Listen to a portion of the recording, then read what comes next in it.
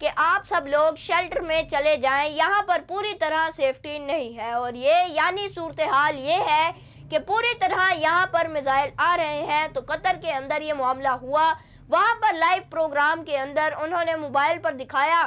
کہ دیکھیے کہ مجھے بیپ آ رہی ہے، مجھے ساؤنڈ آ رہا ہے، اور یہاں پر بھی اٹیک ہو گیا ہے۔ اس وقت صورتحال یہ ہے کہ دوحہ میں بھی اٹیک ہو گیا ہے کہ امریکہ کی جو خاص طور پر مڈل ایسٹ کے اندر جتنی بیسز ہیں ان سب پر بھیانک اٹیک ہوا ہے، ساری کی ساری ایئر سپیس کلوز ہو گئی ہیں، قطر کی، یو اے ای کی، کویت کی، اور اسی طرح تمام کے تمام بحرین سے لے کر ہر جگہ پر یہ وہ ممالک ہیں کہ جہاں پر امریکہ کے فوجی اڈے تھے اور ان پر اٹیک اس وقت ہو چکا ہے۔ اسرائیل میں تباہ کن صورتحال اس وقت سامنے آئی ہے، بڑی تعداد کے اندر ایران کے میزائلوں نے وہاں پر آگ لگا دی ہے، لیکن جو سب سے بڑی عجیب صورتحال ہے، جو سب سے زیادہ پریشان کن کرنے والا معاملہ یہ ہے کہ امریکہ کے جو فوجی اڈوں پر اٹیک ہوا اس میں امریکہ سے میزائل روکے ہی نہیں گئے، یعنی وہ جا کر اب آپ دیکھیں اس نے اتنی تباہی مچا دی ہے کہ اس وقت سب سے بڑی تواکم صورتحال یہ پیدا ہوئی ہے کہ وہ میزائل رک ہی نہیں پائے،